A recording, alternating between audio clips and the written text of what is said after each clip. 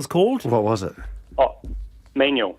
Manual. Yes. That's manual, right. that's Yeah. right. Manual. It was That's right. manual. It was manual. Just came to me at that moment. I was trying frantically to rack my brains. What was it called? And it was called manual. strictly, as you say, strictly regulated. Absolutely. So cooking for girls and woodwork for boys, they Yep. never the twain met. No, So not we at all. definitely swapped, because I remember making a terrible pencil case out of wood and my hinges didn't line up. It was not good. It was almost as bad as my sewing. Yeah.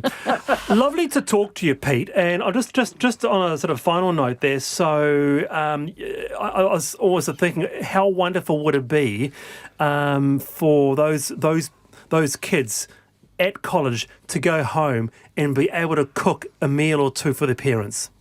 Oh, yeah, it would be amazing. And even, when they leave school as well, and all their flatmates are eating 2-minute noodles, and they're whipping up carbonara and arrabbiata and all this beautiful food, putting their mates to shame. Whatever happened to steak and Chris, chips? look, Jeremy Ansell has just brought me in a pencil case that he made in manual training at school. How long ago was it? How long ago was it? Long. See you, Pete, Linda, Chris. That's fantastic. See you later, Wallace. See you all tomorrow. Cheers, Linda.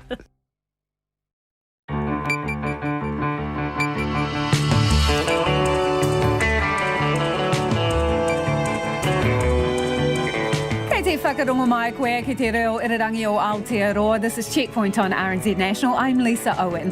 Haere Aki nei, a new report reveals an MIQ security guard lied 9 times about having his mandatory COVID test. So why didn't anyone notice?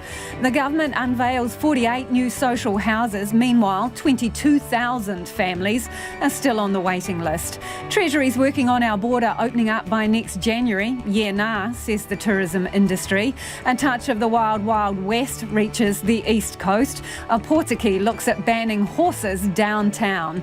The big wheels are turning on Ashburton Bridge, where trucks have got the green light. And help us turn a negative into a positive. Can you identify a mystery bride and groom whose photos have been found in a forgotten stash? RNZ News at 5. Kia ora, ko Susana Leata with DNA. Australia is finally taking up New Zealand's long-standing offer to accept 150 refugees a year from its offshore detention system.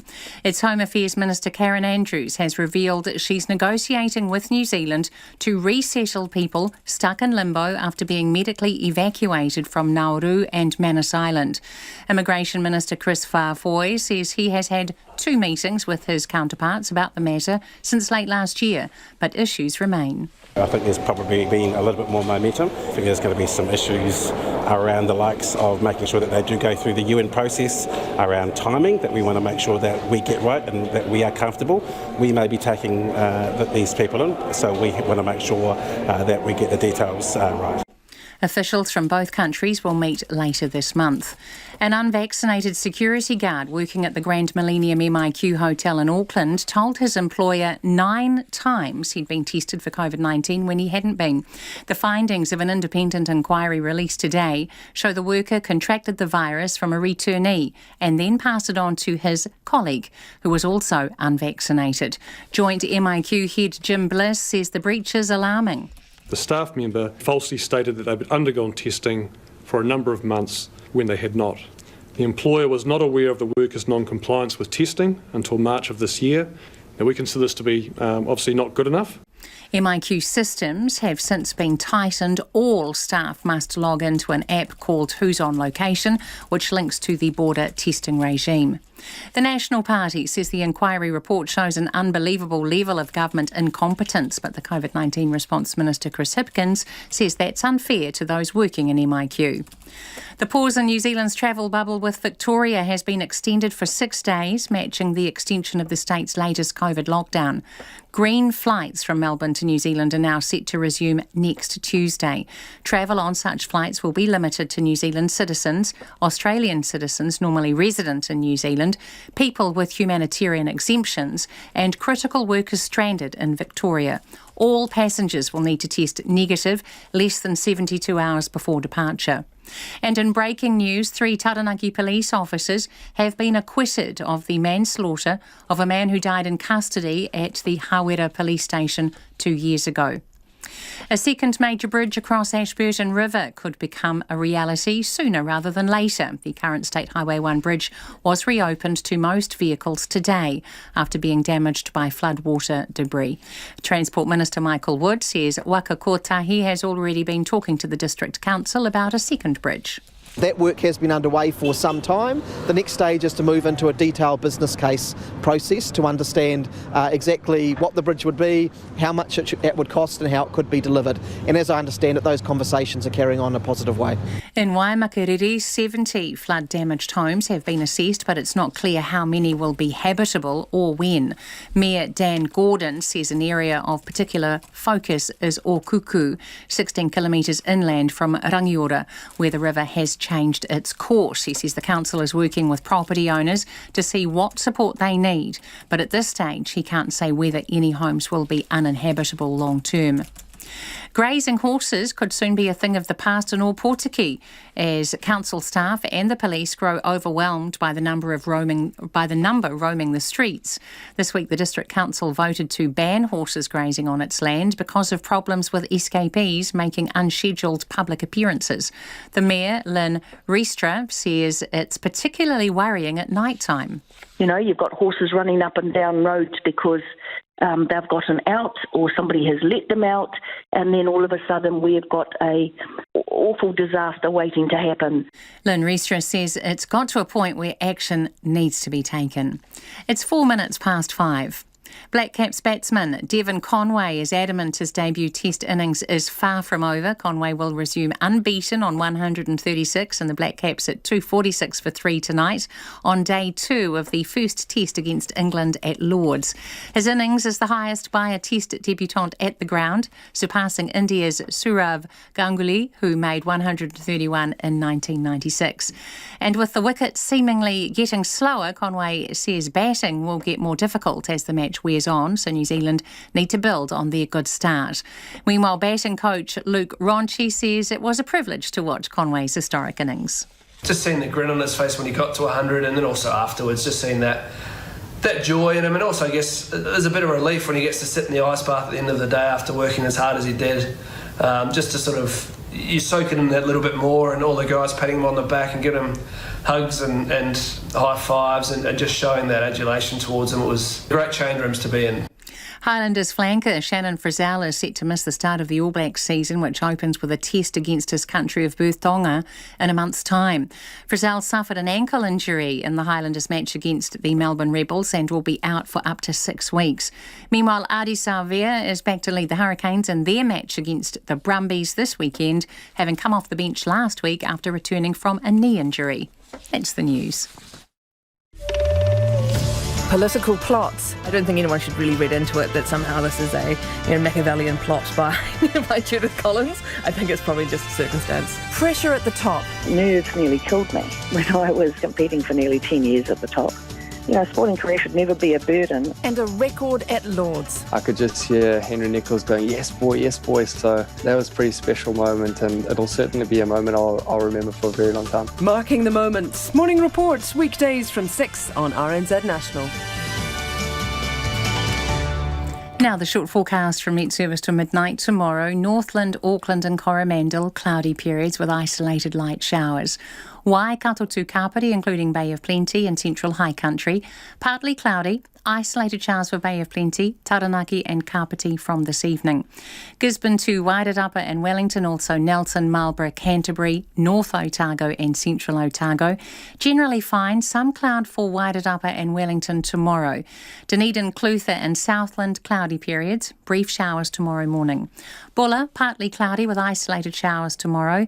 Westland and Fiordland, mostly cloudy, scattered showers turning to rain in southern Westland and Fiordland tomorrow morning with isolated thunderstorms in Fiordland. Chatham Islands, cloudy periods tonight. RNZ National, it's 7 minutes past 5. Thanks, Susana. Tēnā koutou katoa, no mai haere mai ki Checkpoint e tēnei rā. Ko Lisa Owen tēnei. In the last few minutes, the COVID-19 Response Minister, Chris Hipkins, has announced an extended pause on quarantine-free travel with Victoria. The pause will be in place for at least another 6 days. Mr Hipkins says special plans are being made to allow New Zealanders trapped in Victoria to return home. Green zone flights from Melbourne to New Zealand will begin from Wednesday. Travel will be limited to New Zealand citizens, those who are normally residents in New Zealand, and some critical workers. We're also working with the government in Victoria. At the moment, the current lockdown restrictions in Melbourne prevent that from happening. People are not allowed to leave their place where they are currently isolating in order to travel. And we're working with them to make sure that by the time this comes into effect, even if their restrictions are still in place, people will be able to travel, first of all, to get their pre-departure test, and then also to travel to the airport in order to come home to New Zealand.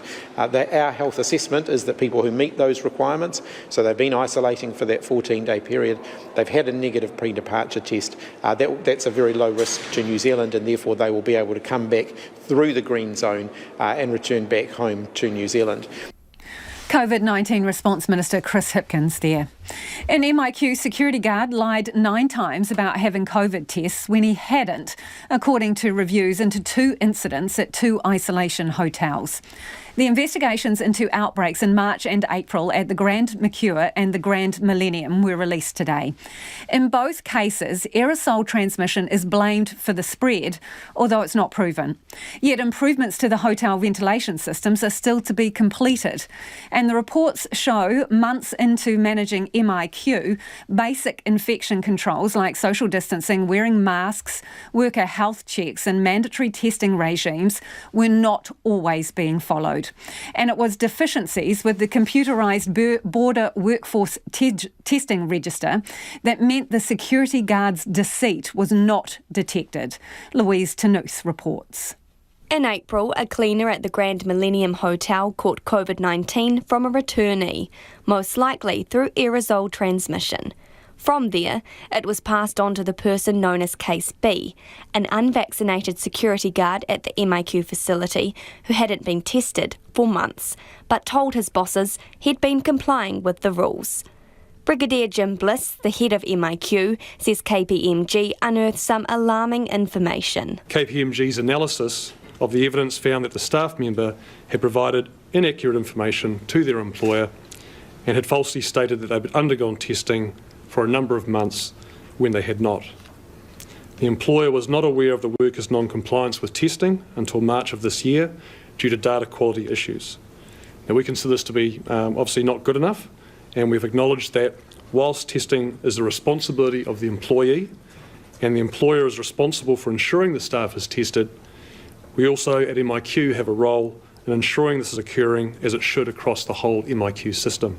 In an attempt to tighten up MIQ facilities, Brigadier Bliss says there's now a mandatory sign-in process for staff through an app called Who's On Location. It's not legislated, but that's how you won't get onto the site unless you've logged into Who's On Location, which then allows the correlation between Who's On Location and the Border Working Testing Register. The Director General of Health, Ashley Bloomfield, says systems are now much stronger than they were. The fact the Border Worker Testing Register is now compulsory, employers can interrogate it, and we've got teams in MB and here in health who are supporting both employees and employers to ensure that people are getting tested as per their requirement, as improve things markedly. But epidemiologist Michael Baker disagrees, following new findings that show our border failure rate is 3 times higher than Australia. In Australia, they were seeing one failure about every 200 infected arrivals in their system, and in New Zealand it was around 1 in 76.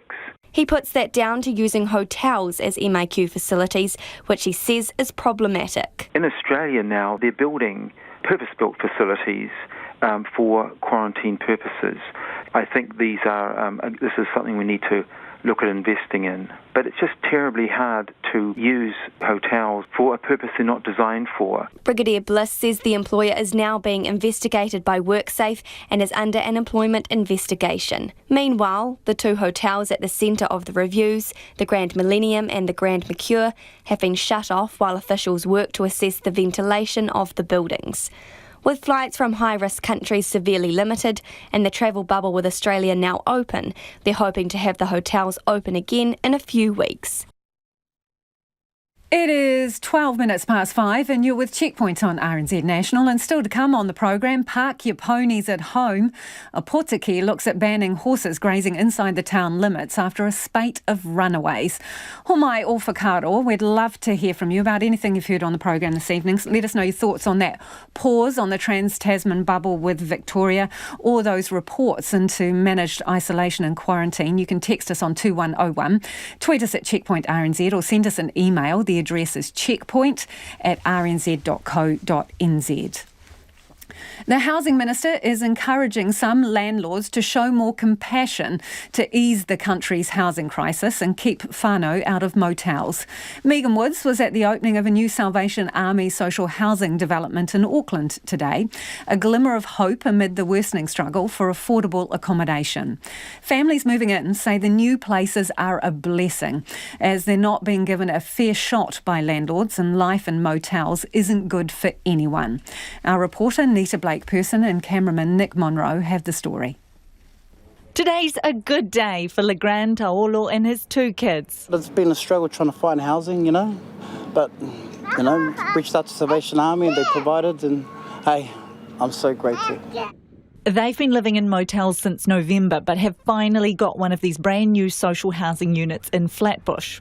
Warm, dry, affordable and secure, the government has a 25-year contract with the Salvation Army, which has developed the 46 new units here. It's a good housing news story, and those can be a little bit hard to come by at the moment.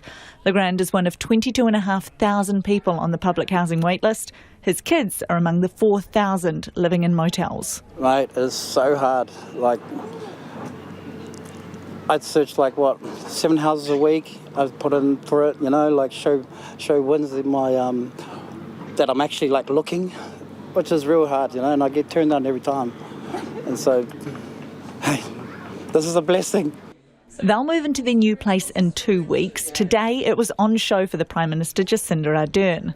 But this development is far from a silver bullet. This is still a housing crisis we're in the thick of, and we'll keep going until all needs are met. And the Prime Minister says the government's doing what they can. We've got information and data that tells us that actually people are often coming from private rentals before they fall into transitional housing or emergency housing. So we've started a program to help people sustain their tenancies. So if they miss a payment, we're there to support them so that they don't lose their home, their community, their schooling for their whānau. Legrand Taolo knows there are many more people waiting for affordable homes, and he says the struggle to get anywhere private is far from fair. I'm just saying, maybe it's the colour of my skin, I've been putting in for so much houses every week for the last, 6-7 months, and I get turned down, and then you still see the property still up for rent on the market for the next 3-4 months, Jacinda Ardern says it will take everyone to sort out the housing crisis. Housing Minister Megan Woods putting out this call. We want private investors and developers to help us fix the housing crisis. But with many rents rising and more people living in motels, what role do landlords play? I think there are a number of really good landlords, and I think we all meet them when we're out and about.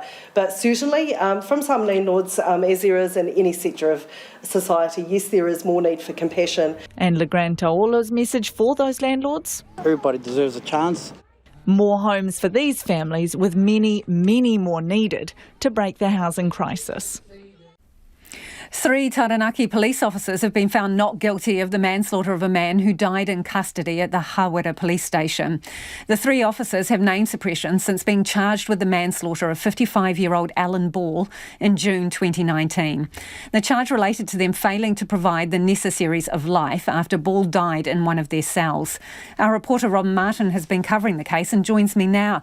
Robin, what was the reaction in court when the verdict was handed down?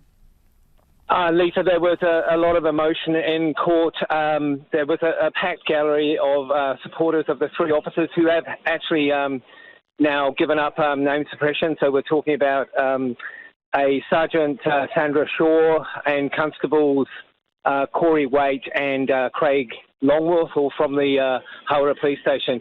Yeah, quite emotional scenes there, as you can imagine. The officers themselves, how did they react? They embraced one another, lots of back rubs, a kind of a close embrace. At this very moment, they just walked up the opposite side of the street here, across from the courthouse, and they've met with a big gathering of those same supporters that were in court earlier. Remind us here, what were the arguments on both sides?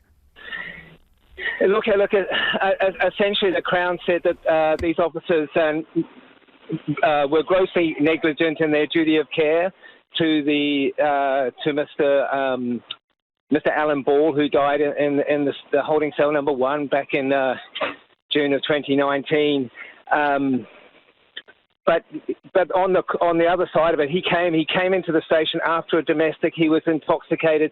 The officers, they've always considered that they made a mistake. They thought that he was drunk, and they thought he was a sleeping drunk, and they treated him in the way that they've, in their experience, treated sleeping drunks previously. What they weren't aware of was that he had swallowed a whole lot of codeine and tramadol, as well as drinking a litre of bourbon, we're told. Robin, has there been any reaction outside of court? Have any of them spoken? When they came past us earlier, Lisa, the 3 officers declined to comment. Chris Cahill, I think it is, from the Police Association has commented. The first thing he wanted to make clear is that, somebody has died here, and the officers involved and the police themselves have never lost sight of that. He talked a lot about sorry, the big truck going past. He talked about how traumatic it has been for these 3 officers and their families. It doesn't sound like any of them have yet decided whether they would return to the police force, because they've obviously been suspended. There was quite a lot of criticism in the Crown's, there was quite a lot of criticism in the defence case of police training. The younger of these 3 officers, Corey Waite, was only 17 weeks out of police training. He had no real training in custodial management, but he was the watch house keeper on the night concerned, and essentially in charge of Mr. Ball's care. So, and Mr. Cahill said that a lot of that criticism was justified, and police have to take a long, hard look at their training structures. Thank you for joining us this evening. That is Robin Martin, our reporter there, joining us from New Plymouth, where the verdict has just come in that trial of 3 police officers. Now, the government has extended the pause on quarantine-free travel with Victoria for another 6 days, and COVID-19 Response Minister Chris Hipkins joins me now. Good evening, Minister. Why the 6 days? We want to align with the lockdown restrictions in Australia, but we also acknowledge that we'll now be into the period where by the end of this, people will have been locked down in Australia for 2 weeks.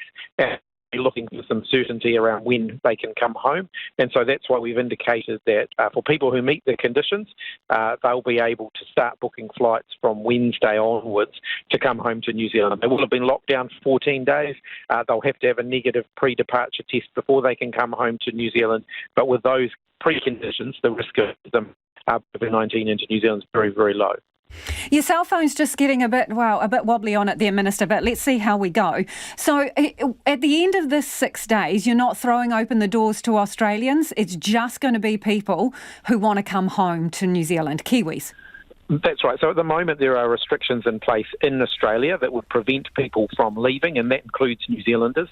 We've been talking to the Victorian government about allowing New Zealanders to travel outside of their rules, first of all to get their pre-departure test, and then also to travel to the airport to come home to New Zealand. They've agreed to that, but that is obviously for people who are normally resident in New Zealand, and that would apply from Wednesday next week onwards.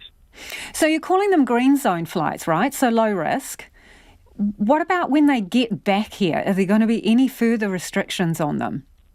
We will collect very good contact information so that in the event that we do need to contact them, we'll be able to. If something happens between now and next Wednesday that suggests there's an increased risk, then we always have the ability to put additional restrictions on people when they arrive. But the public health risk assessment at the moment in New Zealand is that, from Melbourne, is that the risk by next Wednesday will be very low. You say if the situation changes and that risk profile, I suppose, increases, possibility of further restrictions, could that go as far as putting them in managed isolation, or would you still allow them to stay at home? That would have to be a reasonably high, increase in risk for that to happen, but it is a possibility. But then we've also, in which case we'd also have to then start reducing the number of flights. But we also have the ability to say, actually isolate at home for a further period when you get here and get a further test. So that at this point, the health advice, the health assessment is we don't need to do that. But those are the sorts of things that we can consider if the risk profile changes over the next few days. There will potentially be a flood of people wanting to get back when the bubble comes back into place. So how will you handle that? Ultimately, one of the big constraints will be airlines and the capacity that they've got there. We'll be working with them over the next 24 to 48 hours to identify what the capacity will be. If there is a limit in that capacity, we'll work with them as to whether there should be some degree of prioritisation for the early flights coming back so that those in most critical need can get those earlier flights. On the other hand, if it turns out that there'll be enough capacity that people can book reasonably freely, then we won't have to do that. But we'll aim to sort that out in the next sort of 48 hours or so that we can give people further guidance on that. Minister, on a slightly different topic, these investigations released today into MIQ and the two outbreaks at the Grand Mercure and the Grand Millennium, some pretty fundamental things still not being done properly when MIQ has been running for a number of months. Why not? I think what they show is that the system continues to learn. COVID-19 is a virus that's unpredictable. If you look at what's happening in Australia, for example, they continue to grapple with some of the same issues that we grapple with here in New Zealand. So there's issues around airborne transmission, for example, where New Zealand and Australia are unique in the sense that we're among the only countries in the world even having to consider this, because in most other places COVID-19's running rampant. So we continue to strengthen our systems. Where things happen that are unexpected, we look to, and we do a very thorough review to identify what more we can do to tighten the system up, and that's what you're seeing happening here. But you'd already done some reviews that suggested you need to make improvements to the air filtration systems, right? And so we look at these two reports which say the reviews of the ventilation system still yet to be completed and upgrades not completed yet either. It seems to be moving at snail pace. Why? Well, upgrading air conditioning systems is often quite a big piece of work, and in order to do that we have to empty the facilities out because we can't have maintenance people going in there doing that work while people are staying in those rooms. So there's a sequencing issue. Obviously we're working through that work as quickly as we can with a focus on risk, so doing the highest risk places first. Given that you're pushing ahead with this work, right, how long are you expecting to keep needing these MIQ facilities? Look, at this point, that's still a bit of crystal ball gazing. We're doing a variety of plans for. At the moment, we're signed up for towards the middle of next year, but we are doing a bit of forward planning to say what kind of contingency do we think we might need beyond that. Even if we don't need MIQ to the capacity that we've got it now, should we still have some capacity in the system, and what might that look like? Minister, just to be clear, you're saying potentially you need it until mid next year, and then possibly a contingency from that point onwards. Yeah, but those are, look, at this point it's crystal ball gazing. It's still, we're planning for a variety of different scenarios. But as you've seen with the Trans-Tasman bubble, it is possible to open up to some people whilst still using MIQ for others. Appreciate your time this evening. That is COVID-19 Response Minister Chris Hipkins. The Hakateri Bridge, also known as the Ashburton Bridge, reopened to all vehicles today after being damaged by debris from surging water in this week's floods. The critical State Highway 1 link was shut off to all vehicles after drivers noticed the bridge slumping. But after extensive testing, the wheels are back rolling across it. Our reporter Alicia Foon and cameraman Nathan McKinnon are in Ashburton. Heavy vehicles were given the green light today to use the Ashburton Bridge during daylight hours. The bridge was shut on Tuesday morning, but this key route has now reopened. However, not quite to normal capacity. This morning, engineers monitored the pier which slumped because of the flooding, and a digger is still removing debris beneath the bridge. It also had a visit from the Mayor, Transport Agency officials and Transport Minister Michael Wood. Within about 3 days, we've been able to get the key route working again. All of the agencies worked together really strongly. Immediately the day after, when this road was closed, KiwiRail set up a special truck to go across the rail bridge to get medicines across to the town and for people who really, really had to and didn't have any alternative. So everyone's worked together hard to keep the connectivity going, and it's good that we've got the bridge open again now. About 2,000 heavy vehicles use the Ashburton Bridge every day.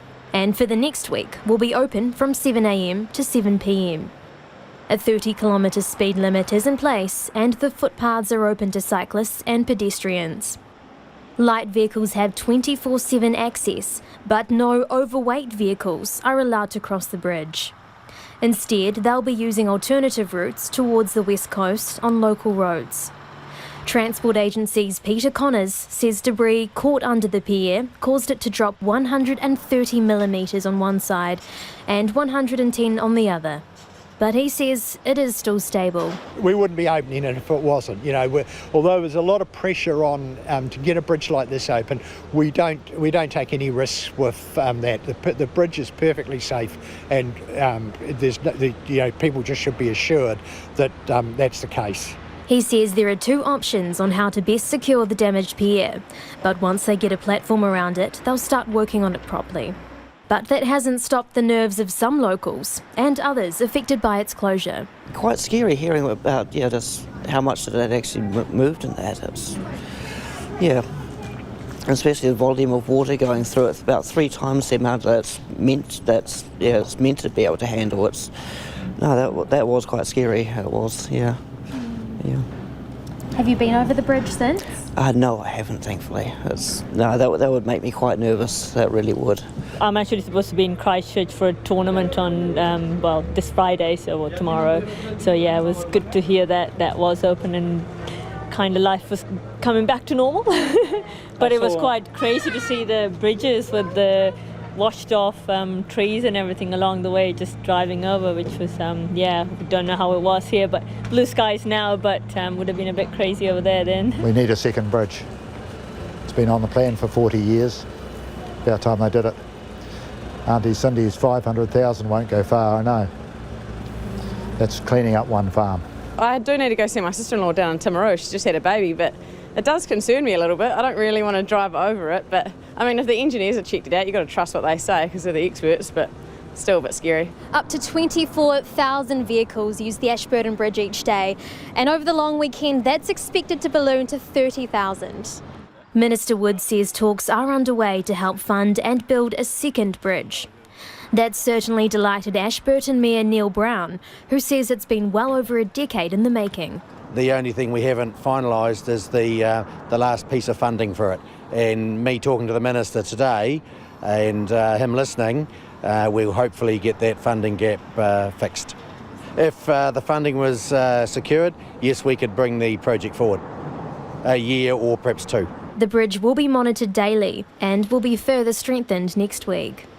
And with the long weekend likely to put extra pressure on the 90-year-old bridge, the town's mayor says a second could not come soon enough.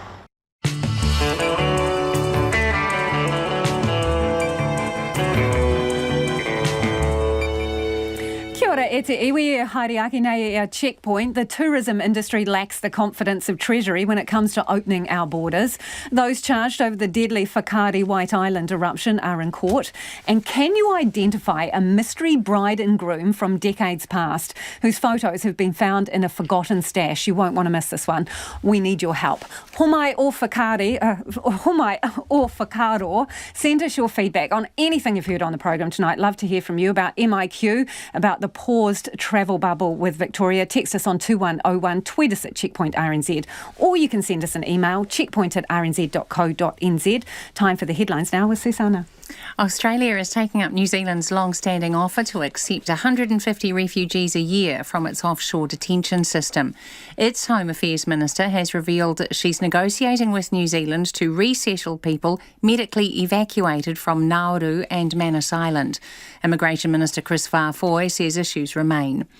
An unvaccinated security guard working at the Grand Millennium MIQ Hotel in Auckland told his employer 9 times he'd been tested for COVID-19 when he hadn't been. The findings of an independent inquiry show the worker contracted the virus from a returnee and then passed it on to his colleague who was also unvaccinated. The National Party says it shows an unbelievable level of government incompetence.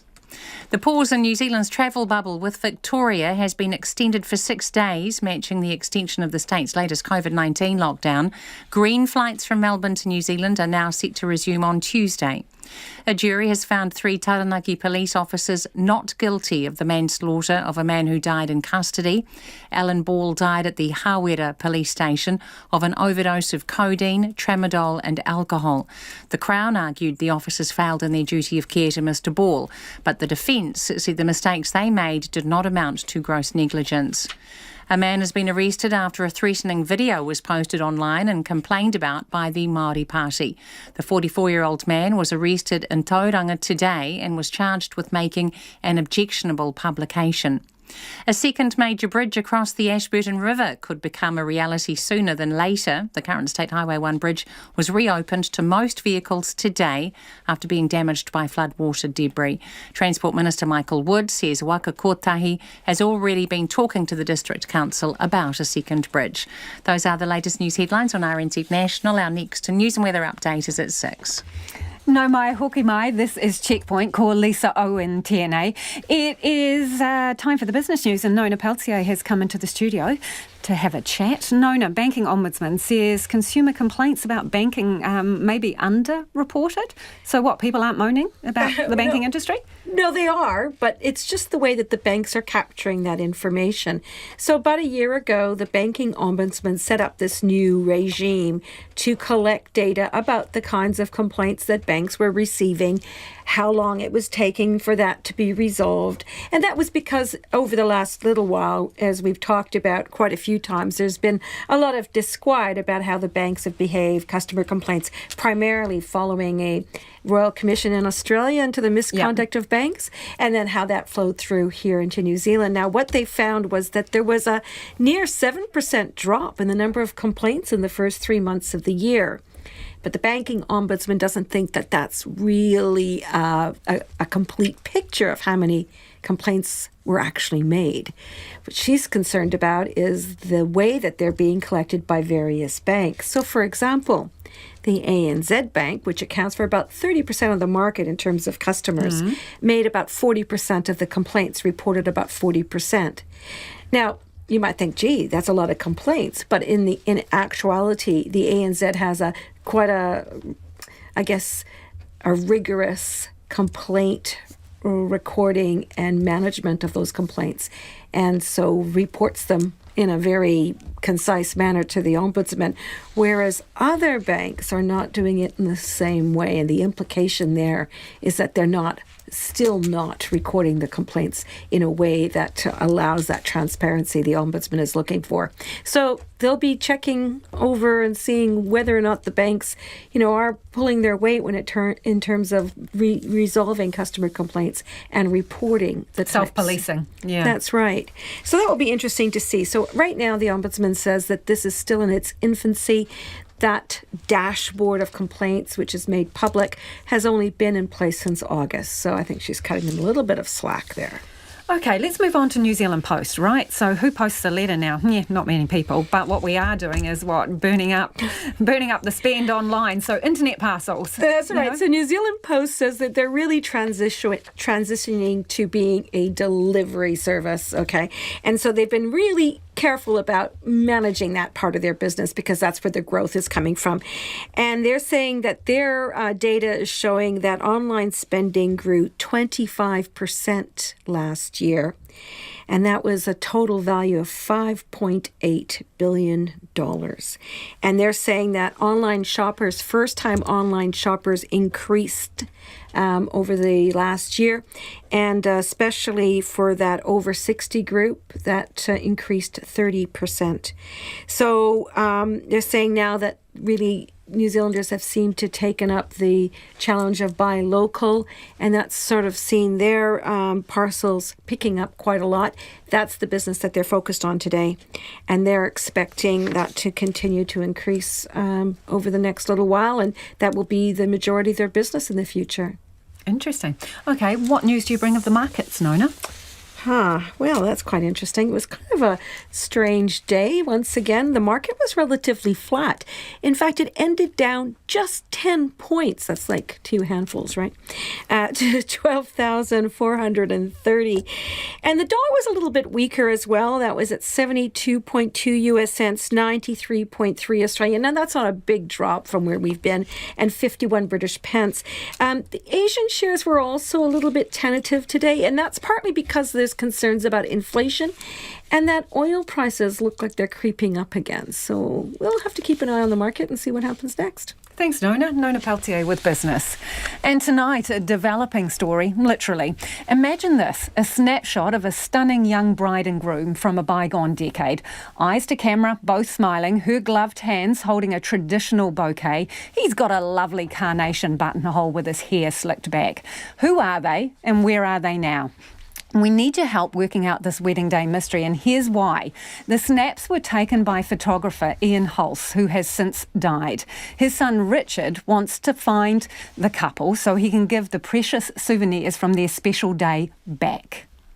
When my father passed away, I inherited his personal archive of I guess, private creative work that he did when he was a professional photographer. And it also included a whole lot of family photos, stuff from the 1960s and from the 1970s.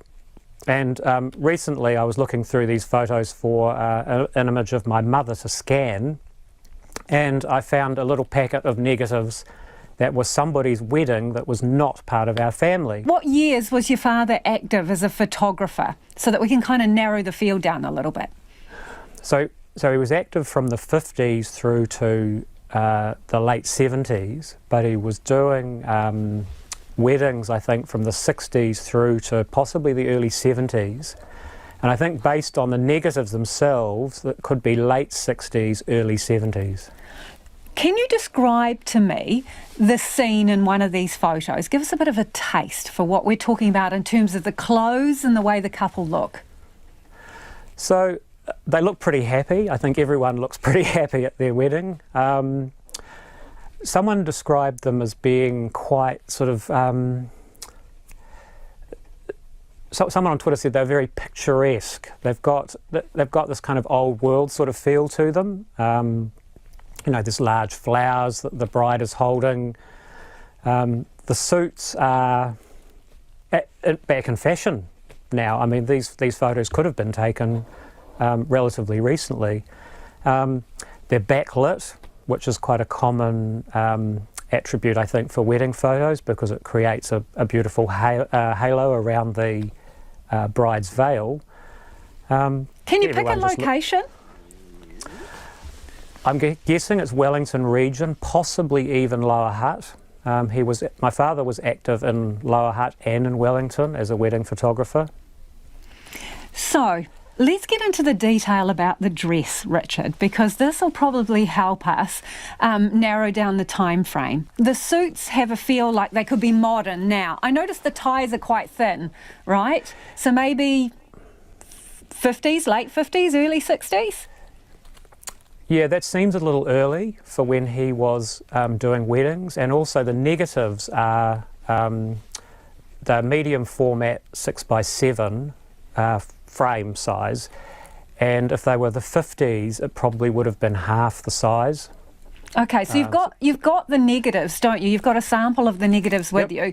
So hold them up and just tell me what's the difference between those negatives and what might have been used in slightly earlier decades. So slightly earlier decades, they would have been the same width but the frame size would have been half the size. So these are 6 by 7 centimetres. So the camera he would have been using to shoot these was probably a Mamiya 6/7 medium format. This type of film is known as 120 in the professional trade. I've noticed there's a bit of handwriting on it. Is that your dad's handwriting on the top there?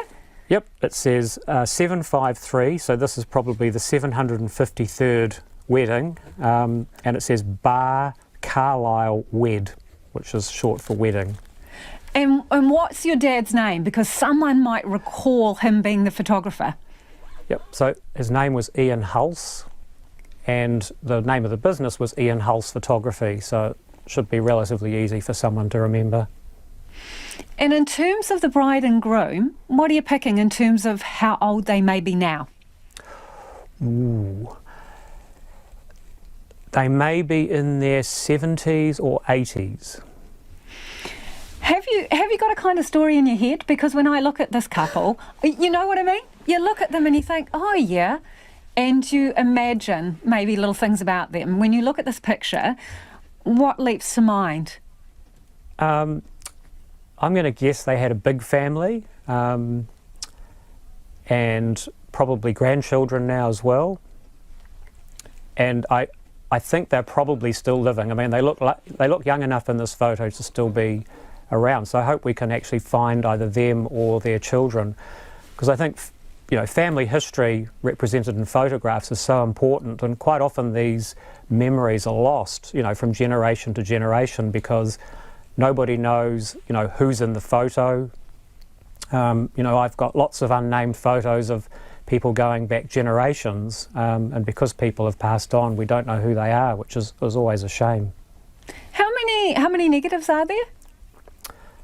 I think there's 12. And they are all posed shots, and is their bridal party in with them? Yep. So there's the whole bridal party. There are bride and groom, and just of the bride. So what is your message to the bride and groom, or maybe the kids or grandkids who might think, oh, I reckon I know who those people are? Well, I think they should email Checkpoint, and you guys can get in contact with me and we can take it from there. Fantastic. Okay, I'm putting my money down now. This is what I reckon. 1963, I'm going early, right? 1963, I reckon they've had 4 children. They're still married and they're both still alive, because they look really young in that photo. Okay, I'm going to guess 68 and 3 children. If I saw the dress, I'd give you a more accurate call, so that's my rider. If it's a short dress, I'm going later in the 60s. Okay. So if you recognise the couple, text us, I do, or email us, checkpoint@rnz.co.nz. You can go online. We'll put the photos up on our website. Bar Carlisle was what was in the handwriting on the package of the negatives. So we're really keen to try and get these photos back to the couple or their whānau. So do get in touch if you think you know who they are. The tourism industry doesn't share the same confidence as Treasury forecasts when it comes to reopening the border. Throughout the budget, Treasury's assumptions were based on what they called a significant opening of the border from the 1st of January. But the Tourism Industry Association is calling that very optimistic. Jordan Bond reports. The tourism industry is waiting for the floodgates to open, for international tourists to come back in and pump life back into their businesses. But they think it's a way off and way further than the Treasury estimates. In last month's budget, Treasury said a significant opening of the border is assumed from 1 January 2022 onwards, something that just does not wash for the tourism industry Aotearoa head Chris Roberts. We've done a lot of looking at that, talked to airlines, talked to health experts to try and understand what might happen. We currently think that's a very optimistic viewpoint. The National Party's COVID-19 response spokesperson, Chris Bishop, says the industry is bang on the money and the government might not have even offered vaccines to everyone by then. The reality is that the vaccination program we're undertaking is going extremely slowly. We're the second slowest in the OECD. The Auditor General expressed a lack of confidence just last week about whether or not we will meet the government's goal of everyone being offered a vaccine by the end of the year. Far from most of the world arriving here in the middle of summer, Chris Roberts expects it'll still be just two countries, Australia and the Cook Islands. We're delighted to have the Australians back in New Zealand, and we need to do everything to keep that Tasman bubble open. And domestic plus Australia will keep our industry going. The rest of the world will be the cream on top, but we're just going to have to wait for that. Mr. Roberts says the reality is no one knows, but even their best case scenario is not as bold as Treasury. The best we can say at the moment is that we hope global travel resumes in 2022. Not on the 1st of January 2022, but sometime in that year, and it will be step by step. Chris Bishop says the assumption means Treasury uses this as a basis for their economic forecasts. The real question is why unrealistic assumptions have been baked into the Treasury forecast. Deputy Prime Minister Grant Robertson says Treasury's modelling is based on a phased reopening of the border from the middle of this year, which has happened with Australia. Treasury's assumptions aren't based on a particular government policy. They just have to create some scenarios. And obviously we are moving to try and progressively open up the border as they're predicting. Chris Roberts says the one bright spot for the sector, the global vaccine rollout, giving them some hope for the not too distant future. It is, 13 minutes to 6. I'm Lisa Owen and you're with Checkpoint on RNZ National. E Moriaki in our Piti Piti kōrero after the news at 6, the opposition slams the government for basic MIQ blunders. Most of the defendants accused of health and safety breaches in the lead-up to the deadly 2019 Whakaari eruption say they need more time before they can enter pleas. 13 parties have been charged, among them the island's owners, several tour companies and 2 government agencies, GNS Science and the National Emergency Management Agency. The case was called in the Whakatane District Court this morning, but the judge warned it will be some time before it goes to trial. Our reporter Sarah Robson filed this story. This is a sad occasion. It's a momentous occasion, but it's an occasion that we have to endure in order to pay homage. Before today's hearing began, a mihi whakatau led by Ngāti Awa Kaumātua Manu Paul. So you have the onerous duty of trying to resolve the pain and the suffering that the families have endured because of our queer whakaari. 47 people were on Whakaari when it erupted on December the 9th, 2019. 22 were killed, others were left seriously injured. Just before the first anniversary of the disaster, WorkSafe announced it was laying charges over alleged health and safety breaches in the lead up to the eruption. Calling the matter of WorkSafe New Zealand versus Whakaari Management Limited, Andrew Buttle, James Buttle, Peter Buttle. Judge Evangelos Thomas paid his respects to the victims of the eruption. By remembering and honouring those who lost their lives, by acknowledging those who continue to suffer, their families, their whānau, communities here and around the world.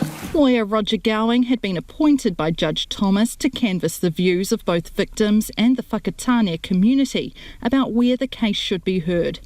He summed up the views of locals by quoting a police officer who'd been one of the first responders to the eruption. This tragedy occurred here in Whakatane. Any court proceedings should be heard here. I realise court proceedings are supposed to be based around facts, not emotions. However, it is a Whakatane matter that has left an internal imprint on the history of this community, the depth of how it has affected those involved and the memories that will last a lifetime make it a very personal experience for everyone involved. Judge Thomas said at this stage the location of future hearings would be decided on a case-by-case basis. It was expected the defendants would be able to enter pleas at today's hearing, but just one, the National Emergency Management Agency, was ready to do that, pleading not guilty. Lawyer for White Island Tours, Richard Raymond QC, said many of the defendants need more time to go through the thousands of documents they've received from the prosecution. He said WorkSafe had a year to consider the evidence before laying charges. It is certain in terms of timing an uneven playing field to an extent, given that the Crown had a year and we've had some months. WorkSafe prosecutor Christy McDonald QC said there were other concerns to take into account. There is obviously a significant public interest in this matter, particularly victim interest. And that victim interest must, I would suggest, sir, be in the matter progressing efficiently and there being certainty about the progress of the trial. The remaining 12 defendants will have to enter pleas by August the 24th. The next hearing will take place at the Whakatania District Court in September. But Judge Thomas said the substantive trial is still a long way off. Israeli opposition parties have struck a deal to form a coalition that would bring Prime Minister Benjamin Netanyahu's 12-year reign to an end. The deal still needs the support of a parliamentary vote to go ahead. The BBC's Tom Bateman reports from Jerusalem. Benjamin Netanyahu is edging towards the precipice, trying everything to stop a fall from power. So far, his calls for help are going unanswered. In the chamber of Israel's parliament, those who are hatching a plan for his demise. A once loyal ally and an opponent forging friendship that could be Israel's next leaders. Mr. Netanyahu is still doing everything he can to derail the formation of a new government. This is a Prime Minister determined to cling on. There is.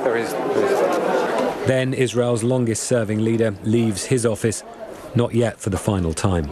Mr. Netanyahu, is this your last week as Prime Minister? Will this be your last week as Prime Minister? Is that a wish or a question? Israel's had 4 deadlocked elections. Mr. Netanyahu couldn't muster a right-wing majority. On trial for corruption, with a country divided, support from key coalition partners drained away. One rebel is Naftali Bennett, now set to lead the new government. He's a nationalist who opposes a future Palestinian state. He's joined up with the centre-ground opposition leader, Yair Lapid, who'll become PM after 2 years. Tom Bateman reporting. A touch of the Wild Wild West has reached the east coast town of Opotiki and has them contemplating a horse ban. You heard right. Overwhelmed with the number of horses roaming the streets, councillors this week voted to stop them grazing on council land. You see, the problem is when they escape and turn into a moving hazard trotting around the streets, particularly after dark. So now the council's looking to completely ban hoiho in town and to hire more animal control staff to deal with horsey call-outs. Potiki's Mayor, Lynn Restra, says the problems got worse during COVID. We really think that a lot of people brought horses into our town space and places where there was grazing just before lockdown and after that time so that the animals were close by. What's happening now, towards the end of 2020, we tried to bring in some good measures, such as, first of all, banning stallions, because they're the ones that rack up the horses and get them going, and forming a register of horses for people who were leasing grazing land. However, we haven't had enough of a uptake from the horse owners to have those mitigation things work. So actually what's happened is we're kind of reaching a tipping point. So in the past it's been fine. We've not had hassles, but we've got a wee bit of a rural-urban clash now. There's been a huge increase in traffic because of all of the growth and the projects that are going on in our area, not just in town, but down the coast. And with that increase in traffic, then we've got a lot more problems if a horse gets loose or horses get loose and start moving around on our roads. Lynn, I just want to make sure I've got my head round this properly. How many horses are you talking about? Where are they grazing and are they tied up? Now, so tethered horses should not be grazed within the lands that are in our town. So they are already not doing what's correct, and we're having quite a lot of concern from our community about horses not having necessarily having enough water or even enough grazing in some cases. So that's one issue. But if we go to the animals that are actually grazing in paddocks, we've got we've got two things. We've got really good horse owners who look after them, look after the land, look after the fences, and all is okay. But we've got other horse owners who keep putting more than the required number of horses into areas that are being grazed, or we just have people who, for some reason, just keep bringing too many horses in. And of course, the horses are all having little ones, and so it is a growing problem. Now, I couldn't give you a number specifically as to what we're talking about, but you know, on one occasion, we found in one of our council leased properties 17 or 18 horses. Now, the problem there is they weren't the owners, the person, the responsible horse owner, they weren't hers. Other people keep putting them in the paddocks. So we've got the good horse owners looking after their horses, and then we've got people who are taking advantage of other people and their free paddocks around town and so on. A lot of them are, you know, clear sections.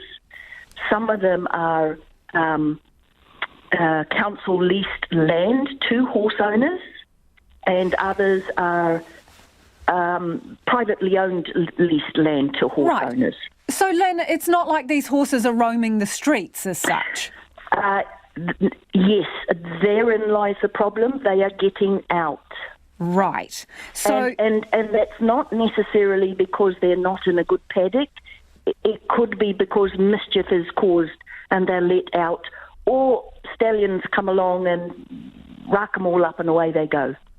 So when you say it's becoming a bit of a clash between, well, I suppose the farm side and the townies, yes. If you get rid of these horses altogether from inside the town limits, aren't you kind of, well, you're getting rid of some of your colour in the landscape that makes you who you are, aren't you? Absolutely, and that's our dilemma. And it's really a clash, and it's almost as if, you know, we've tried to mitigate the situation, we've tried to do our best, but the rural-urban clash, and especially with the increase in traffic, they're just not compatible now. Do people still ride to town? Some do, and of course, you know, a lot of these horses, some of the owners will have farm spaces out in the rural areas where they could have their horses. We're not, you know, and to me, if somebody can't look after their horse without tethering it in town, they should be out in rural areas. People need to be able to look after their horses responsibly. So we're having a clash of those who do and those who are not doing what they need to do to be responsible. And that's the Opotiki Mayor, Lynn Restra there. Really interesting dilemma, whether to have horses tethered in your downtown area or not. Hey, a lot of you are getting in touch about the photo, the wedding photo. We're trying to identify the couple in the photo because the photographer has since died and the negatives have been seen by his son, and he would like to return them to the rightful owner. And a lot of feedback from you based on the style in the photo, the dresses and the way the groom is dressed as well. Paul reckons it's maybe 1963 to 1965. He says the bride and groom look like they're sort of harking to JFK Kennedy style from that era. They are wearing thin ties, quite jazzy suits, which would be fashionable now. Someone else reckons... Well, Rosie Marriott says she was married in 1968. Short wedding gowns were out and classical look was just back in, and so were narrow ties. RNZ News at 6. Ngā mihi nui ko Susana Leata at DNA. 3 Taranaki police officers have been acquitted of the manslaughter of a man who died in custody 2 years ago. The jury in the High Court at New Plymouth returned its verdicts after 3 hours this afternoon. Our Taranaki Whanganui reporter Robin Martin covered the trial. It took 6 people to carry the unconscious Alan Ball into the Hawera police station on the night of June the 1st, 2019. The 55-year-old, who had been arrested after a family harm incident, died 2.5 hours later of an overdose of codeine, tramadol and alcohol.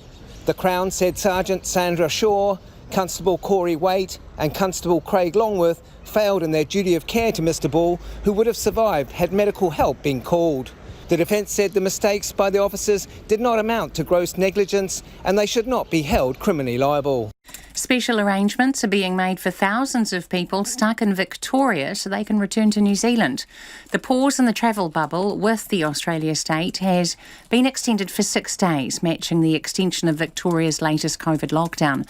The COVID-19 Response Minister Chris Hipkins says he's aware that some New Zealanders will have been trapped in Australia for almost 2 weeks now, but care must still be taken when green flights from Melbourne resume next Wednesday. Those returning on those flights will have to have a pre-departure test, a negative pre-departure test, within the 72 hours before they get on that flight.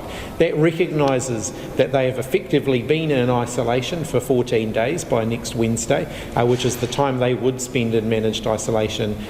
Most of the 13 parties charged by WorkSafe with health and safety breaches before the Whakaari eruption will have about 8 weeks to enter their pleas. An administrative hearing in the Whakatane District Court wrapped up earlier today. Just one defendant, the National Emergency Management Agency, has pleaded not guilty. The lawyer for White Island Tours, Richard Raymond, told the court the other defendants had not yet had enough time to go through the thousands of documents provided by the prosecution. It is, certain in terms of timing, an uneven playing field to an extent, given that the Crown had a year and we've had some months. Judge Evangelos Thomas said pleas must be entered before the next court hearing in September. The Housing Minister says some landlords could show more compassion to help ease the housing crisis. Megan Woods spoke today at the opening of a Salvation Army social housing development in Auckland, where the government has contracted 46 new units. Families moving in say the new places are a blessing as they weren't treated fairly by their landlords. Ms Woods says many landlords set a good example. I think there are a number of really good landlords, and I think we all meet them when we're out and about. But certainly, from some landlords, as there is in any sector of society, yes, there is more need for compassion. Megan Woods says the government has reformed tenancy laws to ensure they're fit for the 21st century. The United States has suspended for up to 6 months a plan to impose retaliatory tariffs on the UK, India, Turkey and 3 EU nations over their taxes on overseas digital services companies. The BBC's Andrew Walker reports. One of the strands in tax discussions in the Organisation for Economic Cooperation and Development is looking at how to ensure some of the big technology companies pay tax in countries where they make money but have no physical presence. Frustration about the progress of those talks led some countries to go ahead unilaterally. The US saw this as a move targeted at American businesses and decided to impose tariffs on a range of goods from the countries concerned in retaliation. The US has now decided not to go ahead with that action for the time being to allow those global talks more time. It's 4 minutes past 6. Debutant Devon Conway is determined to continue his historic Test cricket innings at Lords tonight, saying the Black Caps must make the most of batting conditions on day 2 of the first Test against England. Conway's unbeaten on 136 with the Black Caps 246 for 3. It's the highest score by a debutant at the home of cricket, surpassing the 131 made by India's Sourav Ganguly in 1996. Conway believes the pitch will worsen over the next few days. It's about really kicking on and capitalising tomorrow when we get that opportunity to go out and bat again. I mean, this is the first time I'm playing at Lords, so it's pretty hard to tell how it's going to go over the next few days, but I assume it'll probably get slower and lower. Veteran New Zealand hockey player Kayla Whitelock has been denied the opportunity to compete at a 5th Olympic Games. A serious knee ligament injury incurred while playing against Australia on Tuesday has ruled her out. Whitelock had been set to join Barbara Kendall and Dame Valerie Adams as the only New Zealand woman to compete at 5 Olympics. New Zealand tennis player Michael Venus will play his first round doubles match at the French Open tonight, pairing up with Australian John Peers to take on an unseeded French combination. Venus and Peers are seeded 10th. Rookie professional Amelia Garvey and the experienced Lydia Ko are the 2 New Zealand golfers in the field for the second women's major of the year, the US Open, which tees off in San Francisco overnight. That's the news. The Fight for the Wild podcast series ends this week on a note of hope. What if we actually pull off predator-free? What might it mean for us as individuals, as a nation? Ecosystem health and restoring that natural capital of New Zealand is absolutely the bedrock of our sustainable and prosperous future. Fight for the Wild is available online and on air on Our Changing World after the 9 o'clock news on Thursday night, right here on RNZ National. Now the short forecast from Met Service until midnight tomorrow. Northland, Auckland and Coromandel, cloudy periods with isolated light showers. Waikato to Kapiti, including Bay of Plenty and the Central High Country. Partly cloudy, isolated showers for Bay of Plenty, Taranaki and Kapiti from this evening. Gisborne to Wairarapa and Wellington, also Nelson, Marlborough, Canterbury, North Otago and Central Otago. Generally fine, some cloud for Wairarapa and Wellington tomorrow. Dunedin, Clutha and Southland, cloudy periods, brief showers tomorrow morning. Bulla, partly cloudy with isolated showers tomorrow. Westland and Fiordland, mostly cloudy. Scattered showers turning to rain in southern Westland and Fiordland tomorrow morning with isolated thunderstorms in Fiordland. Chatham Islands, cloudy periods tonight, becoming fine tomorrow. RNZ National. It's coming up to 7 minutes past 6. Thanks, Susana. Tēnā koutou koutoa, no mai, haere mai. This is Checkpoint. And we have some breaking news regarding Palmerston North Airport. It's closed until further notice after threats were made. All flights in and out have been cancelled and affected passengers have been offloaded. Now, the police are assessing the nature of that threat, but in the meantime, Palmerston North Airport is closed until further notice. We'll bring you updates as they come to hand.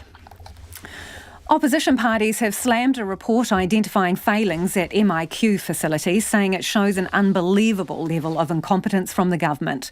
Reports into the Grand Millennium and Grand Mercure managed isolation facilities have been released today.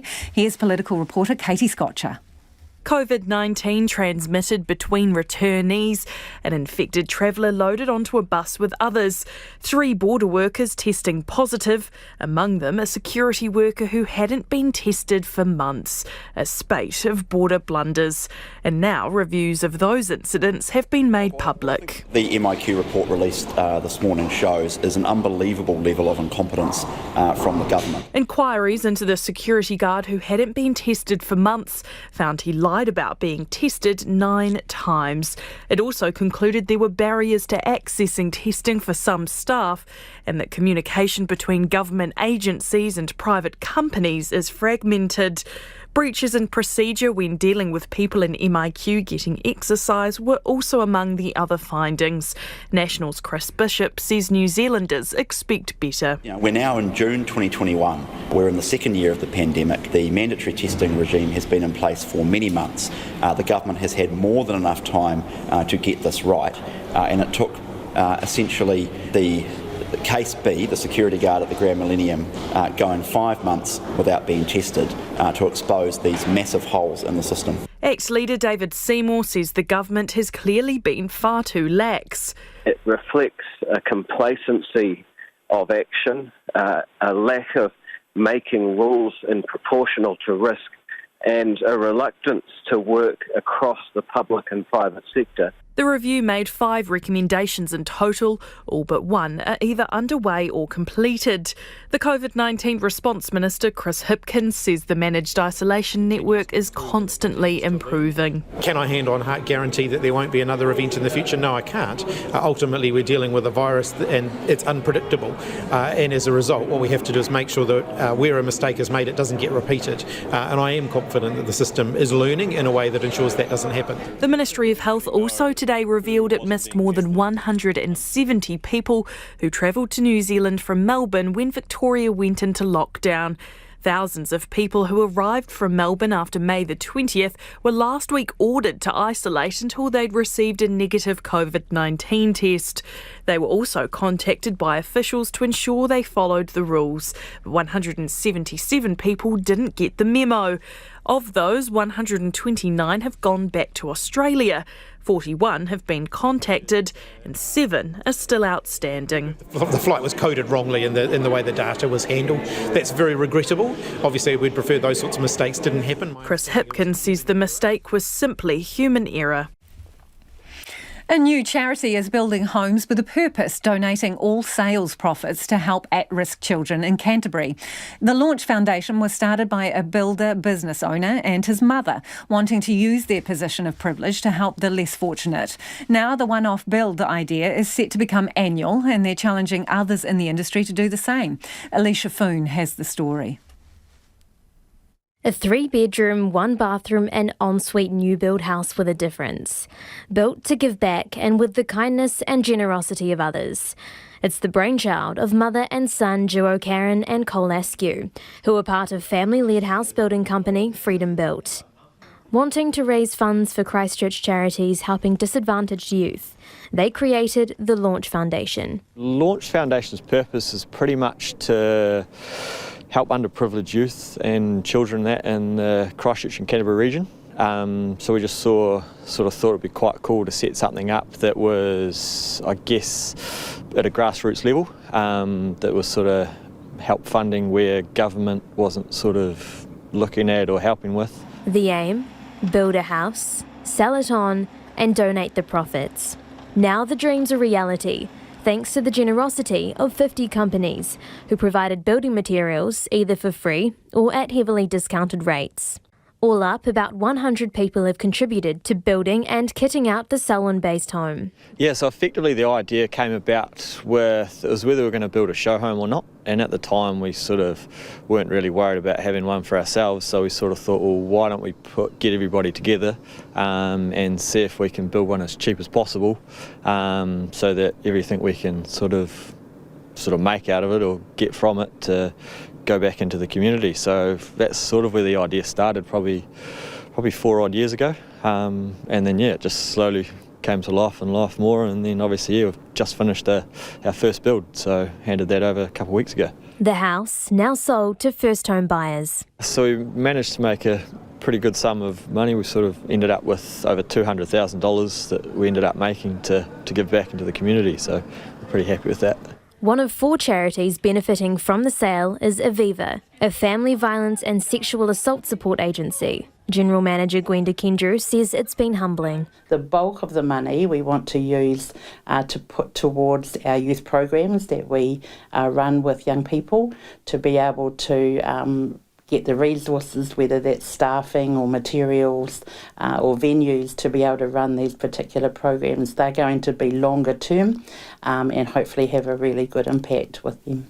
Launch Foundation co-founder Karen Askew says after meeting Gwenda and hearing about Aviva, they had to support. I think Aviva was one of the first charities that we came across, and I met her through a networking group, and so she's just was so passionate about what it is that they do, helping children through family violence and sexual violence, and so that was right up our alley, so it was a no-brainer to help them. There are plans for a second next year.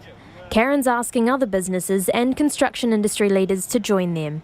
We'd really like to challenge other building companies to do the same, and we're very happy if they want to approach us as to how we've gone about setting up the charity, and we're more than happy if they want to do their own build to either funnel it through our charity or show them how to set up their own. And as much as it's a housing crisis, the result is that it's been a real boom for the housing companies. So a lot of housing companies out there will be doing very well. So it's a perfect time for them to be able to reach into their pockets and help out. She says the money will be equally divided between their 4 chosen charities. And that story was filmed by Nathan McKinnon, and we'll put it up online if you want to go back and look at the pictures. To Australia, where a second week of lockdown has Victorian businesses crying out for support. Some say state government relief needs to come quickly in the form of emergency payments each time there's a lockdown. Others say there should not be a lockdown at all, and casual workers, including teachers, have been left without any income. The ABC's Bridget Fitzgerald reports. Simon Manane's a casual relief teacher in Melbourne. For him, 2 weeks of lockdown is 2 weeks without pay. I'm employed 4 or 5 days a week with those roles. So when this snap lockdown happens, I'm left financially destitute and I don't have any coverage. During the months of lockdown last year, JobKeeper and the coronavirus supplement helped. He says there needs to be some sort of emergency wage subsidy available to workers like him when their income drops to zero. These situations are completely taken out of our hands, and we just need that financial support. Oh no, here we go again. I was so angry this time. Marilyn Zakalski runs a women's-only gym in Taylors Lakes in Melbourne's northwest. We thought it was only going to be a week, so we've shut down all the systems. The staff have had to go home and not be able to work. And now that we found out that it's going to be 2 weeks, we're going to put on some online classes for the ladies to do, and they can work from home. Hopefully, they'll take that option. Are you going to have to kind of go into your own pocket, so to speak, to pay your staff for those couple of days? That'll just have to come out of my work bank. She says financial assistance needs to be offered without delay. People wouldn't suffer so much, and we don't want any lockdowns. We didn't ask for them, but wouldn't it be nice if we could get some emergency payments, pretty quickly? On the other side of Melbourne, Greg O'Donoghue runs a business on the Mornington Peninsula, southeast of the city. It's a working olive grove, farm and winery with a tapas and wine bar on site. He's got 8 full-time staff and around 22 casuals. So we're sort of not in a position to pay anyone because we're 100% shut down. There's no revenue coming into the business. Our full-time staff have the holiday pay, which isn't a great deal because the 197 days last year, they didn't receive any holiday pay. They obviously received some of the JobKeeper funding, but we had another shutdown in February, which was a week. So that 1 week, a lot of their annual leave's been eaten up there, and the rest of it will obviously be eaten up in this pay fortnight. But, we've got another week to go, or maybe another 2 weeks or 3 weeks, or is it a month? The state government grants that are available won't really make any difference. We've been watching the grants for the last couple of days on the portal. I believe there was one grant that was going to be for the hospitality industry, was a $3,000 grant. $3,000 won't even pay for my power bill for the shutdown to keep all the cool ribs and all that. The food's going bad. So those kind of handouts aren't going to help us at all. We just need to be able to open our business again. It is almost 18 minutes past 6 and you're with Checkpoint on RNZ National. Ransomware attacks in the US have led to fuel price hikes and delayed travel. Now, hackers may cause a surge in meat prices. It comes after the world's largest meat processing company, JBS, was attacked. US Homeland Security is warning these cyber attacks could affect any sector of the economy. So what is the US and President Biden going to do? CNN's Alex Marquardt reports. Russian hackers at it again, this time striking another part of America's critical infrastructure, food production. JBS Foods is one of the biggest meat producers in the world. All of its meat packing facilities were impacted by the attack. According to the United Food and Commercial Workers Labor Union, all 9 of the JBS beef processing plants across the U.S. were shut down. The Biden administration says cyber criminals, likely based in Russia, are behind the ransomware attack on JBS and has told Moscow it's on them to help stop this. President Biden certainly thinks that President Putin and the Russian government has a role to play. JBS says the majority of its plants are operational again. The Biden administration has called on meat producers to work to make sure there's no impact on prices or supply. Unlike when a different Russian hacking group attacked the Colonial Pipeline last month, which led to gas shortages, a spike in prices, and long lines at gas stations. Make no mistake, ransomware is a business right now. It is a business that is very profitable, and we will continue to see hackers overseas, criminals overseas, continue to flood into the market. Ransomware attackers take control of a network and hold it hostage until they're paid. Colonial Pipeline paid its attackers $4.4 million. JBS has not said whether they've paid anything. Those 2 attacks follow 2 other recent major operations by Russian government hackers: the unprecedented SolarWinds breach and last week's attacks targeting hundreds of government agencies and organizations. But it's the hacking of critical infrastructure like pipelines and food plants, as well as hospitals and schools, that affect ordinary people the most. Attacks that are easy, pay well, and are only getting worse. We're seeing a massive growth in ransomware. We saw it in 2020 and it continues in 2021. They're not necessarily going after specific organizations. Instead, they're going after anybody they can get in any way they can get in. During the Trump administration, migrant families trying to get into the US were forcibly separated at the border. Parents were deported and children left in camps. The Biden administration is seeking to reunite some of those families, and the ABC's Sarah Ferguson was there when one Honduran mother was reunited with her children after 4 years apart. There is no sound like it. A mother holding her children after being apart for nearly 4 years.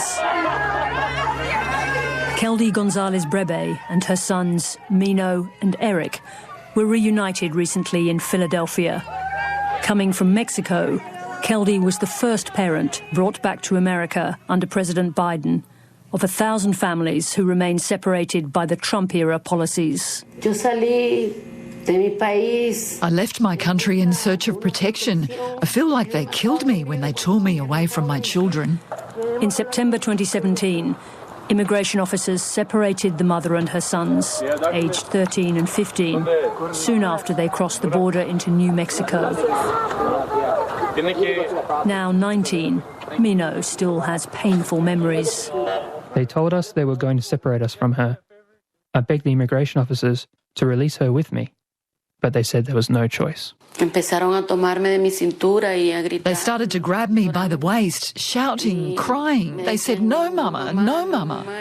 What Keldy didn't know was that her children were being taken from her under a new pilot program of separating families arriving in the US. And we now know that more than 5,500 children were separated, hundreds of whom were just babies and toddlers. Lee Gallant from the American Civil Liberties Union ran a class action lawsuit against the Trump administration that halted the policy. I've never seen anything like this where even little babies and toddlers were made the brunt of American immigration policy. Every day during her 4 years of exile living in Mexico next to the US border, Keldy prayed to be allowed to cross over. The change in government meant her prayers were answered, but for hundreds of others, the pain of separation continues.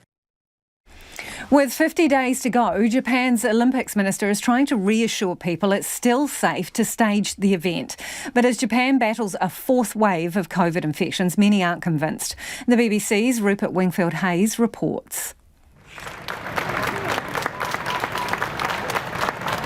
I'm standing outside the Kawasaki Stadium just south of Tokyo, and the local football team is just getting off its team bus.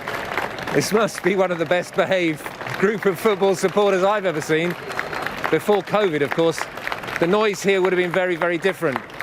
And this is how the Japanese authorities say they can keep sporting events going safely in front of crowds. Everyone here is wearing a mask, and as they enter the stadium, an infrared camera scans their body temperature. But there are no COVID tests of any kind.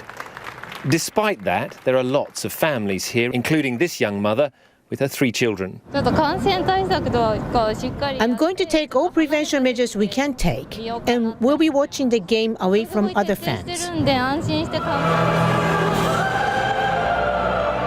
There are about 5,000 spectators here in this stadium that normally seats 25,000, so it's a fraction of the normal crowd. They've been holding these games with spectators throughout the COVID pandemic. Back in Tokyo at the fancy offices of the Olympic Organising Committee, spokesman Masa Takaya says similar biosecurity measures will ensure the Olympics is safe too. We are quite sure that we will be able to deliver a safe and secure games for everyone. But safe and secure is not how it feels in the COVID wards of the Juso Hospital in Osaka in Western Japan. Beside me in the main control room is the head of the unit, Dr. Nishiguchi. The last month here has been exhausting for the staff, with more COVID patients than ever before. About 3 weeks ago, the number of infections increased very suddenly, he tells me. Many patients could not get into hospital. They had to wait at home. And by the time they got to hospital, their condition was much worse. That is exactly what happened to 74-year-old Kazuyuki Shiota. In a small flat in the north of Osaka, I meet his wife and daughters. A photo of their father stands on the table. When Kazuyuki got sick with COVID last month, it took 6 days to find him a hospital bed. His daughter Makiko is convinced if he'd got to hospital sooner, he would still be alive. Look at my mother. She's much weaker than he was, but she came back from the hospital after only 10 days. My father was neglected. He didn't get the treatment he needed for 6 days. Her younger sister Momoko blames Japan's political leadership, who have been so slow to get vaccines to the elderly population. Our anger is very strong. Look at what the government is doing. I feel they place priority on the Olympics and the economy. The reality in Osaka is we're not getting the medical care we need.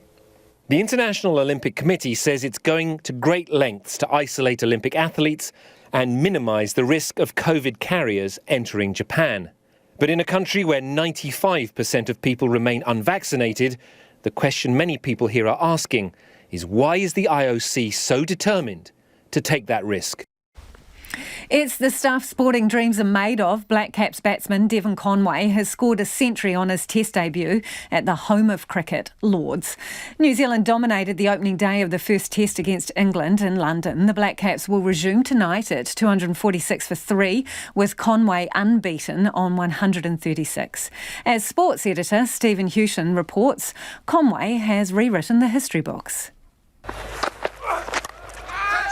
Clip leg side, I reckon that will go all the way. It does. The first Test 100, a debut 100, and 100 at Lords for Devon Conway and his team. Devon Conway's milestone will see his name etched on the Lords honours board, as it's the highest score on debut at the ground, surpassing former India batsman Sourav Ganguly's 131 in 1996. Funny enough, I sort of had a conversation with Kane Williamson a couple of days ago. I asked him what does it feel like to be on that honours board, and first thing he said to me was like, "Now you know, boy," so pretty happy. Devon Conway, though, is determined that his innings is far from over. It's about really kicking on and capitalising when we get that opportunity to go out and bat again. I mean, this is the first time I'm playing at Lords, so it's pretty hard to tell how it's going to go over the next few days, but I assume it'll probably get slower and lower. The South African-born 29-year-old became eligible for New Zealand late last year, and over the summer averaged 75 in the one-day internationals and 59 in the T20s. And Black Caps coach Luke Ronke says the runs have just kept flowing. He seems to be making international cricket look a bit easier than it actually is. The way he played today on Test match debut at Lords, I guess the home of cricket, to bat all day, to be 136 not out or whatever it is, it was just phenomenal. I mean, to see, and also knowing the guy and how he works and his personality, and it was a joy to watch for everyone. Luke Ronke says the Black Caps changing room was a buzz when Conway came off the field. Just seeing the grin on his face when he got to 100, and then also afterwards, just seeing that joy in him, and also I guess there's a bit of relief when he gets to sit in the ice bath at the end of the day after working as hard as he did, just to sort of, you soak it in that little bit more, and all the guys patting him on the back and giving him hugs and high fives and just showing that adulation towards him. It was it was a great change rooms to be in. While Devon Conway couldn't have dreamt of a better Test debut, things didn't go so well for one of England's debutants, fast bowler Ollie Robinson. While Robinson was the pick of the home side bowlers, taking 2 wickets, he was forced to apologise for historical racist and sexist tweets that came to light from 2012. On the biggest day of my career so far, I'm embarrassed by the racist and sexist tweets that I posted over 8 years ago. I want to make it clear that I'm not racist and I'm not sexist. I deeply regret my actions and I'm ashamed of making such remarks. I was thoughtless and irresponsible, and regardless of my state of mind at the time, my actions were inexcusable. Ironically, the England team had begun the day by sharing a moment of unity with New Zealand, wearing anti-discrimination T-shirts. The match is scheduled to resume at 10 o'clock tonight. And that is pretty much all we've got time for this evening. A lot of you getting in touch with clues to this mystery that we're trying to solve. We've got these negatives of a wedding and we've put them up on our website. The photographer has since died and his son really wants to get these negatives back to the couple or their whānau. He suspects the wedding took place in the 60s, mid to late 60s, and they've got Bar Carlisle written on the negatives. Get in touch if you know who they are. RNZ News headlines at 6:30. 3 Taranaki police officers have been acquitted of the manslaughter of a man who died in custody 2 years ago. Special arrangements are being made for thousands of people stuck in Victoria so they can return to New Zealand. Palmerston North Airport is closed until further notice after threats were made.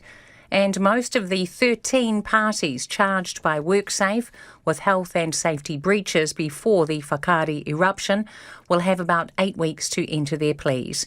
Our next news and weather is at 7. Take the pulse of the day's news every weeknight at 10. I mean, last week I was wearing a winter jumper and a jacket every day out, and it's going to be 27 degrees and sunny today. And because of that, batting first on a pitch at Lord is just a bit of a no-brainer in the end. Live with local, national and international stories as they happen. My 10-year-old son walked in the background just as I was announcing the award. You classic pandemic action. Up to date if you're up late. Lately with Karen Hay every weeknight from 10 on RNZ National. And I'm Brian Crump, getting ready for another night on RNZ National. My first guest after the news at 7 is Emmeline Pett-Dahlstrom from Space, Christchurch-based space travel operation. And, of course, we'll be talking about space travel. And space tourism is her topic tonight, actually. Did you know that the Mir space station, the old Russian one, when it was getting to the end of its days, at least one person had the bright idea that maybe it could be turned into a space hotel. That didn't happen, but they are thinking perhaps that could be the future of the International Space Station when it reaches the end of its tenure at the end of this decade. And then, of course, we'll be talking about possible trips you might be able to do if you've got the money around the moon, back, or just into orbit, or even a suborbital flight where you go up, out of the atmosphere and then come back down again. Just some of the things we'll be talking about on nights after the news at 7. In this half hour later on, we've got another report on the inner workings of Parliament with the House team. But first off, a detail about company towns. You know, towns built around a particular factory or operation, say Waihi and the old gold mine, or Karoro and the pulp mill, or Turangi in Twizel, hydro development. Well,